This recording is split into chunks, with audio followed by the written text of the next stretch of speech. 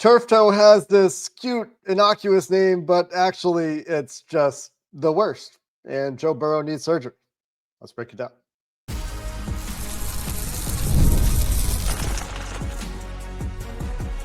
You are Locked On Bengals, your daily Cincinnati Bengals podcast. Part of the Locked On Podcast Network, your team every day. What's going on, Bengals fans, and welcome to another episode of the Locked On Bengals podcast, part of the Locked On Podcast Network, your team every day. I'm Jake Liscow, he's James Rapien, and we've been covering your Cincinnati Bengals here on Locked On Bengals since 2016, through the thick and the thin. And, we're going to go through a little bit of thin today as Joe Burrow, according to Zach Taylor, according to many reports, is headed for surgery, which is the worst case outcome for the turf toe injury, which, like I said, doesn't sound like much, but once you start reading about what turf toe is, it is a nasty, nasty injury. That is what Joe Burrow is dealing with, and we appreciate all you everydayers, everyone who makes Locked On Bengals their first listen, for sticking with us here as we're bringing you all the information that we have about what's going on with Joe Burrow, what we can expect afterwards, and everything that is currently happening with those Cincinnati Bengals. But we can say definitively, James, that turf toe sucks. It is the worst. Yeah, that's right. The turf toe is you're right, though, about the name. They need to change the name. Turf toe sounds like a minor thing, and it can be minor at times, but it's super painful. And even when you aren't one of the 2% that need surgery, it's it's not fun, and it keeps you out for a while. And unfortunately for Joe Burrow, I mean, I don't know about you, Jake. I'm not holding out hope. Like, holding out hope is the wrong thing. Of course you hold out hope, but I'm not realistically thinking that we're going to see Joe Burrow again in a Bengals uniform at any point this season, and certainly not in this calendar year. That's how I'll do it. Like, I'm not thinking about that December 14th game against the Ravens or in that range. Like, I'm not doing that. I think we've seen the last of Joe Burrow in 2025 and probably the last of him this season. The idea that this could be as little as 3 months feels very optimistic. That is the short end. And the caveat to give there is that this injury requiring surgery is particularly rare for quarterbacks. It's rare in general. It's especially rare for quarterbacks. There was a Harvard study that looked at all turf toe injuries in a range that ended in 2017, in which 4 of the turf toe NFL injuries they looked at were quarterbacks. None of those needed surgery, which led to this idea that this is unprecedented for quarterbacks to have a turf toe that requires surgery. That's not the case. Patrick Mahomes just had it after the 2020 season, after the 2021 Super Bowl. 3 days later, he had surgery to repair turf toe that he played through and worsened, thus requiring, I think, that surgery. So definitely not something that you can play through for a long period of time. They did it with Patrick Mahomes in the playoffs. It made the toe worse. He recovered fine. Patrick Mahomes, soft tissue, seems to recover great. We've seen that from him with the high ankle sprain, saw it with him with the turf toe, where he was ahead of schedule. But ahead of schedule for Patrick Mahomes meant that having that surgery a couple of days after that Super Bowl on February 3rd, he was ready to do some stuff, was the quote, for OTAs in late May. And he was good to go for training camp. But being ahead of schedule was February, March, April, end of May, nearly 4 months to do, quote, some stuff in OTAs. So what we don't know here is the difference in the severity of the damage between Patrick Mahomes, which required surgery, and Joe Burrow, which is going to immediately require surgery. But it wouldn't be crazy to assume that Joe Burrow's injury, at least initially, was worse because Joe had no illusions of playing through it, where Patrick Mahomes managed to do so for 2.5 weeks. That's speculative, but I think could be a reasonable deduction. 3 months would be awesome. We would take that. And we could talk about what that would look like and what Jake Browning would have to do to keep the Bengals afloat and all those things. But it does feel optimistic. I agree. Yeah, it does. Now, a couple of things. One, we know Joe Burrow is as tough as they come. I've probably listened to as much about Joe Burrow and read about it as much about Joe Burrow as I humanly possible, probably. And I know Jimmy Burrow has said this multiple times, his father. Oh, Joe's always been a fast healer. So that's always been a thing. where he's going to push. I think his mindset is going to be to return this year. I'm hopeful that we'll hear from Joe at some point this week. As of now, and we're recording this on Monday at 4 Eastern, there's not a surgery date set. They're still evaluating that part of it. And that's a big part of it too. When does he actually have the surgery? Because once you have the surgery, then you can start to recover. And until then, well, it's going to, there's just time burning. But I think there's a reason why, and Zach alluded to this a little bit and mentioned it. Like, there's a reason why they can't just do it right now and get the show on the road. So hopefully it's soon. Hopefully he can have surgery soon. Hopefully we hear about his mindset and approach. But it's just a bummer. Mhm. Like, it's just such a bummer, Jake, because if you would have told me, and we recorded our last show together, I did the emergency show this morning, but our last show together after the game, even if you said 2 months, well, you're like, all right, well, there's a realistic path that the 2-0 Bengals could be relevant in 2 months without Joe Burrow.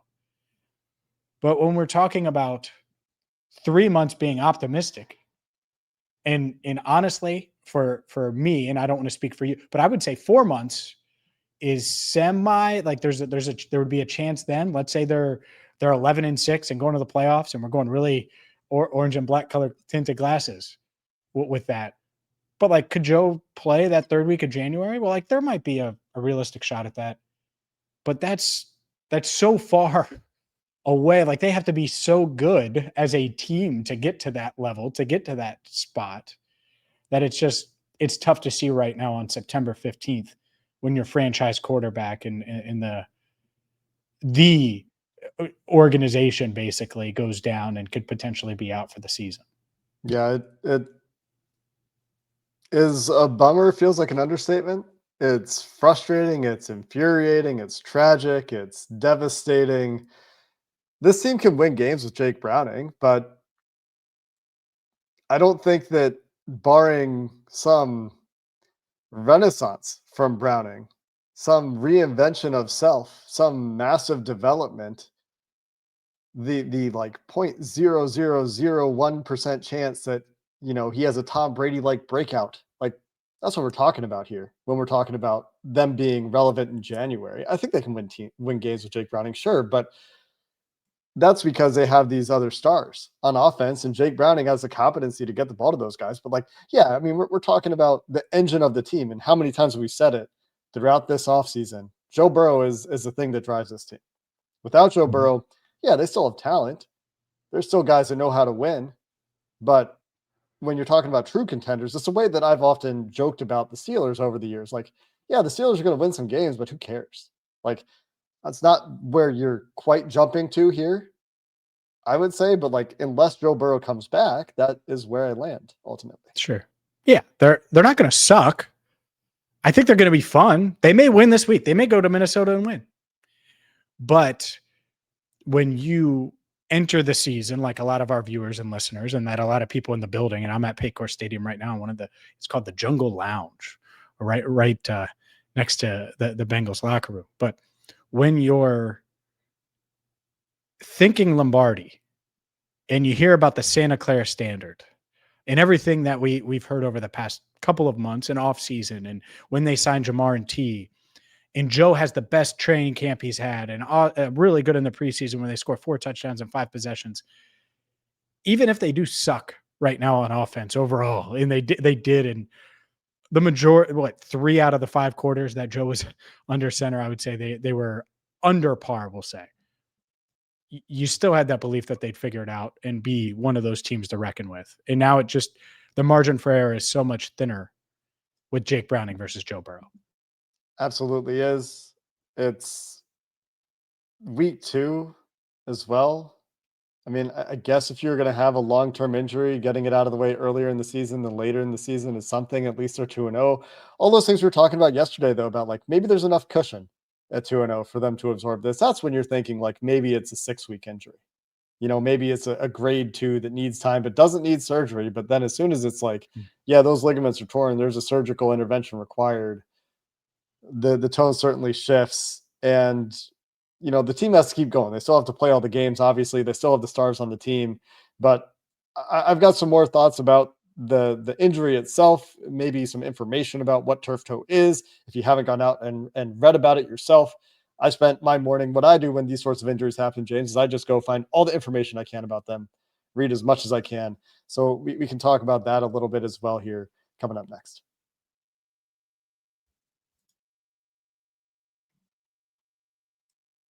This episode of Locked On Bengals is brought to you by Mazda.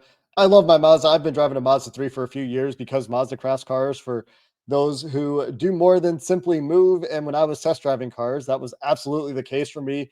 When I compared it to the competitors in that segment, the Mazda 3 handled nicer, and the attention to detail was noteworthy. Mazda delivers confidence with every ride, with more IIHS Top Safety Pick Plus awards than anyone else as of August of this year. From footwork to breathwork, we know athletes sweat all the details, and Mazda brings that same intention to how they craft every model they make. All-wheel drive is standard in every crossover SUV, so you can drive with confidence throughout any season, which is particularly relevant for me with some of the weather we get up here in Canada. Like the Bengals, Mazda sweats every detail, because when you make every move count, impossible becomes irrelevant. Mazda, move and be moved.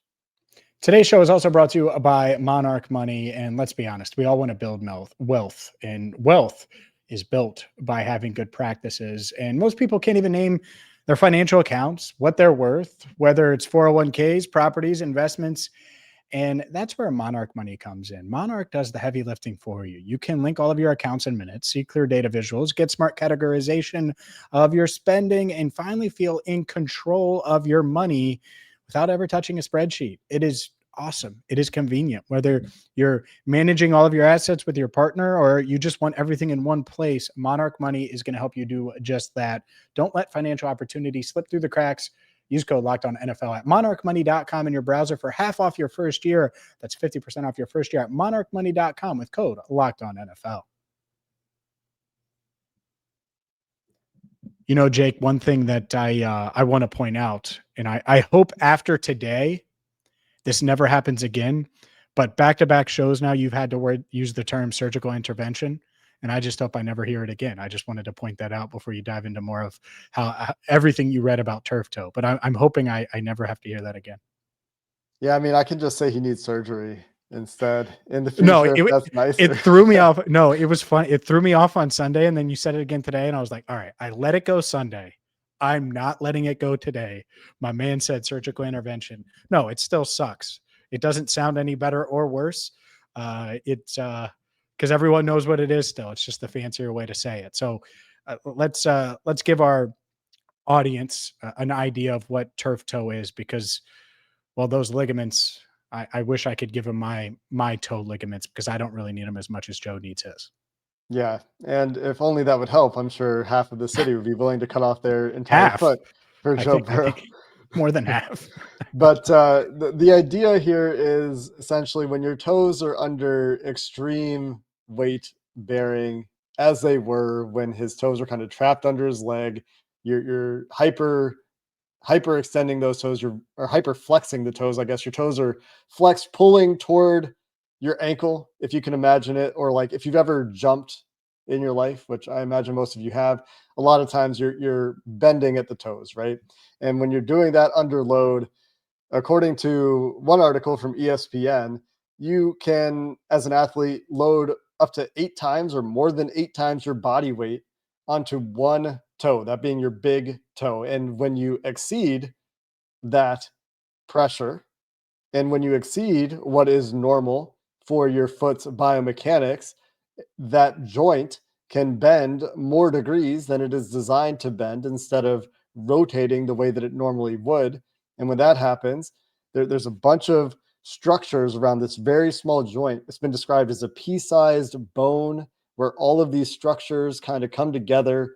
And whether it's a tendon or a ligament, there's all these structures in place that when they're stretched, they can start to tear. Joe Burrow has a ligament tear there. This is his, third major ligament injury, not to mention minor ligament injuries between the ACL and the knee injury his rookie year, the wrist a couple of years ago, and now this in his foot.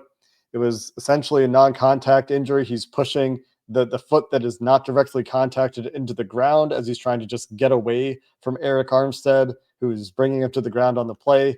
And there's just too much force on the toes. One thing to point out here is that it's called turf toe because it started to be a much more common injury with the advent of AstroTurf in the 70s. Turf does have a higher incident of these injuries because it's just a harder surface. There's not as much give. You can see if you watch a replay, Joe's toes really caught underneath him on that play. Maybe if it's a nice, soft, well-maintained grass field, the field gives there a little bit more. It's possible, but one of several reasons that there's some injuries that are associated more with turf than grass. That's why it's called turf toe, is because it was associated with turf being a much more common field for these sports to be played on. And it's most common, unfortunately, in football. Yeah, it makes sense. It sounds much cuter and fuzzier than it is. And it really sucks. Like, the thing that stands out to me every time that I've looked, and I did some research, of course, and there are go-to resources doctor wise and physical therapy wise that I go to when there are injuries like this that I don't know a ton about. And they've all kind of said the same thing, but man, Sunday night before that NFL Network report specifically, and I think Schefter had something, but really the NFL Network report where it's like, oh, they think he needs surgery. It felt like max 6 weeks. And that's what really sucks is the 2%. I want to hammer that home. Like, of these injuries, it's so rare to have to need surgery. And if you don't need surgery, it wouldn't be season ending. And he would be able to come back at some point this year, maybe before the bye, maybe right after the bye, but in a realistic part of fall. And we wouldn't be talking about calendar years and maybe season ending and all of those things. So that sucks because it's such a small, rare, it's not a rare injury in general, but it's rare to have it to this degree, to this level, to where you're going to have to undergo surgery and be out for as long as he's going to have to be out. Especially for quarterbacks at the NFL level, you see this much more commonly require surgery for receivers, for running backs, especially guys that are getting tackled frequently while they're trying to drive forward. Much less common for quarterbacks. Like I said, Patrick Mahomes is the only example that I was able to find, James, in terms of quarterbacks that have needed surgery on this. That was after the 2020 season. But worth noting that even though he did play through it, generally that the pain is so acute here. I mean, imagine just trying to push off of any surface as an athlete without the use of your big toe. Like, just go outside if you're sitting in your car or whatever when you get home and just try to like push off of your foot without using your big toe. Your big toe takes so much weight. You don't think about it until you don't have it. But generally speaking, described as too much pain for any sort of, localized painkiller. And if you were to do something like more numbing, you can't numb the entire foot. You need to feel your foot. So like those sorts of solutions don't really exist, even if there wasn't risk of making the injury worse. But if you try to play through it, as we saw with Mahomes, you can definitely make the injury worse. And we saw this with AJ Green as well with the Cincinnati Bengals. Just a few years, I guess a long time ago now, but 2018 doesn't feel like that long ago. Yeah. And receivers, it's so common. I mean, that's what I think of. Well, when I think of turf toe, I instantly think of receivers, maybe some corners here and there because of that. Quarterbacks, man. I mean, it really is awful luck how it went. And worth pointing out before we get into what's next for the Bengals, just diving into the fact that Dalton Risner took full blame. Shout out to him for doing that. Not that I blame Dalton Risner, but he talked about how he didn't stay up or couldn't sleep, stayed up. And I went up to him before the rest of the media. There weren't a lot of guys willing to talk on Monday. Went up to him before the rest of the media, and I was like, hey, can I ask you about yesterday? And I literally was like, just what are your thoughts when you find that out about Joe? And he literally is like, I take full blame, and instantly goes into that. And that wasn't my thought at all. And I was the only one there that got that initial quote. Other people, you're going to see have other quotes, but it's just shout out to Dalton for literally going out of his way, I think, because that was not my agenda at all to take blame for the Joe Burrow injury. Give him credit for taking accountability. That is something. It maybe isn't a whole lot. I think we can talk about that play. We can talk about a little bit of what could be next for Joe as well as the Bengals here as we wrap up. And we're going to be talking a lot about Jake Browning here over the next, well, several months, I guess. But a little bit more to get to before we talk about what's next as well here to finish up the show. Coming up next. Today's show is brought to you by FanDuel. FanDuel is America's #1 sports book, and the NFL season is in full swing. FanDuel is making sure you're ready for kickoff with a can't-miss offer. Right now, new customers can bet just $5, and if your bet wins, you'll get $300 in bonus bets to use across the app. And I looked at the Bengals Super Bowl odds, Jake, and they're plus 8,000. Plus 8,000 now following the Joe Burrow injury. So maybe you're bullish on Jake Browning, and maybe you're bullish on the idea that Joe Burrow will be back for the playoffs, maybe sooner. Well, regardless, you got to get to FanDuel, because if you're ready to play, download the FanDuel app now and use FanDuel.com, and you're going to get started with, well, that first $5 bet. And when that first $5 bet wins, you'll get $300 in bonus bets to use across the app. That's FanDuel.com to place your first $5 bet. The one thing I wanted to hit on here before we just totally move off of Joe's injury for today is, as I was reading about turf toe and the recovery and what certain players have gone through in the past and how it can become a chronic issue if it's not managed well, one of the things I was thinking of is, in terms of the timeline of him returning, I hope it's not rushed in any way, shape, or form. Like, I know Joe's going to want to be back on the field as soon as possible, right? If the Bengals are in the hunt, Joe's going to want to get back out there and try to play with the team and do everything he can to do so. But one, I really hope that this thing is long-term managed. It is not an unprecedented recovery in the way the wrist was, and you have to rebuild the wrist mechanics for a thrower versus, the wrist injury that he had that is more common in other positions. This is the same sort of mobility and function that he will need to regain in that big toe as everyone else who deals with turf toe. But the way this thing can just come back and come back and come back, need to take that rehab to the full extent, right? And make sure that thing is good to go, because risking the re-injury is a specter that is scary for me. Also, wouldn't be surprised if he revisits his footwear in the future, James, and goes with a more firm sole. Like, there are certain sorts of things that they can do for these to prevent that part of the shoe from bending to the angle that would cause this kind of injury. Wouldn't be surprising to me to see Joe revisit that in the future after his recovery. Man, oh man. New sponsor deal with Aloe. The Joe Burrow Aloe soles that you need to prevent any type of toe injury. I like the idea of that. There's something behind that, Joe. If that happens, I'm going to need a cut. Anyways, but before, and I hope that happens, and I hope he has special soles for December. By the way, I'm not trying to pour water on that. I just think it's unrealistic, and I think you feel the same way. The other thing that I think is unrealistic, Jake? Kirk Cousins becoming a Bengal. I don't think that they're going after Kirk Cousins.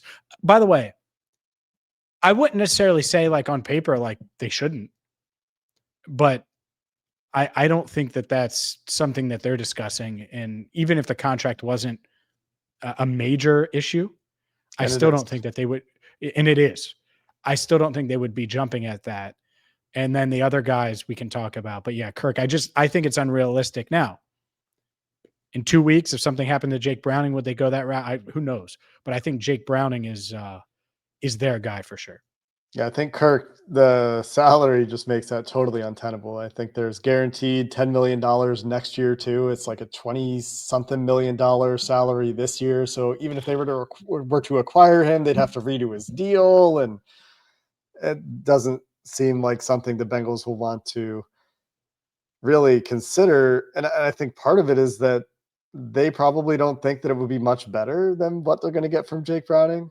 And you'd have to, like, bring him in and get him up to speed and build this whole offense around. I think they're looking for backup solutions for Jake Browning, whether that is practice squad additions so that they have additional depth, or supposedly they're inquiring around for veterans that are available. That apparently they've called about Malik Willis, according to some reports or suggestions. I don't buy that. I don't buy that at all, by the way. Fair enough. But they're sniffing around 4 quarterbacks. That was an Adam Schefter tweet. For So sure. they're looking They for should. something, but it's not going to be, a starting needle mover. Like Jameis Winston is the other big one that I've seen thrown around.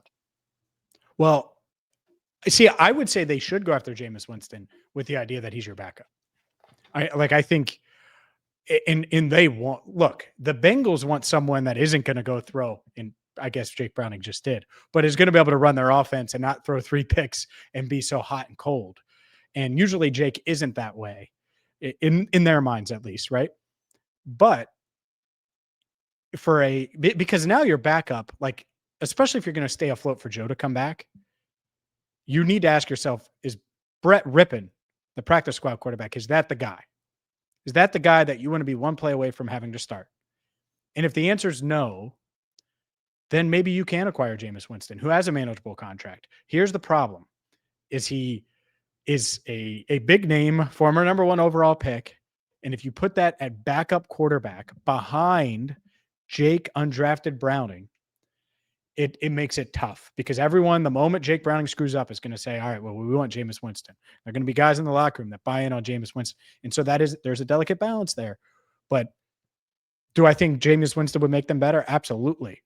But I think bringing him in as the backup would be the right call. And that's just tough to do, considering you'd be trading for him and all the things that come with it. Maybe that's part of the job of the coaching staff. Maybe that is the right thing By to the way, do, and you need do to it. manage that. Right. Do it. But then I'm in. I think the reason you point that out is that you understand perhaps why they wouldn't make that kind of move. Sure.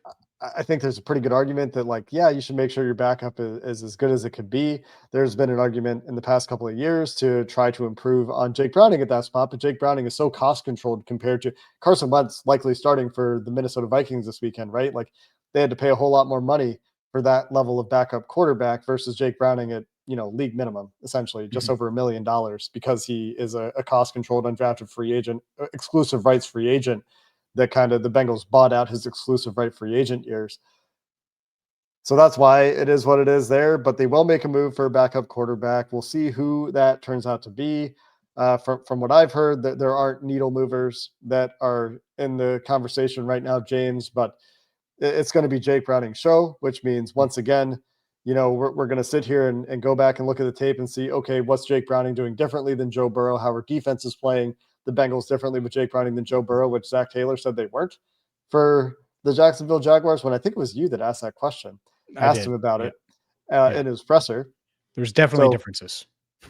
I would say that there were some differences. Definitely. Yeah, I agree. 100%. I think that touchdown to T. Higgins is a great example of one of those differences.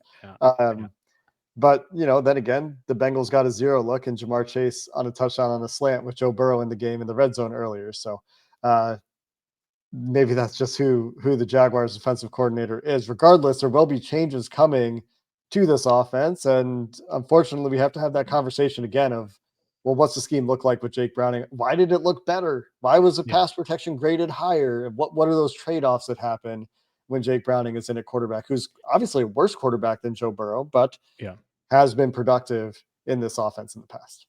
You know who they should call? I'll just give you a name. Go ahead. A Bengal killer. Lou Anarumo would be so nervous that he would be within 200 miles of him. Mike Flight White. Mike Flight White. Where is Mike White? He's a free agent. Dead serious. Like, bring him in. I thought he had like a workout this week or something. I feel like I've seen his name in the news recently. He might have. Other guy like Taylor Heineke would be interesting, but no, I think Mike Flight White. Print the jersey right now. Flight White on the back of a jersey. I just got you excited, didn't I? Mike Flight White. I don't know if excited is the word. No. Jameis would get you excited. Jameis would be fun. It's a backup. Yeah, there it could be fun. I don't know about exciting. I don't know. It's pretty hard to be excited about. I agree. Right now, I'd be excited if Joe Burrow got Jameis Winston's toe ligaments. So I'd be excited about. Wishing Joe Burrow the best in his recovery, of course. Hopefully we find out about that surgery soon. Hopefully the surgery happens soon. I'm sure they're just taking all appropriate steps to maximize that recovery, give him the best shot at recovering as quickly as possible. And yeah, you're right. Hopefully we hear from Joe. He did talk to the media last time he had a season ender, and we'll see if that's the case this time around. But that's going to do it for this episode of the Locked On Bengals podcast. As there's more information, we'll continue to have you covered, but we're going to take a look at the film, and well, it's on to Minnesota. Until then, thanks for listening. Hoo day, and have a good one.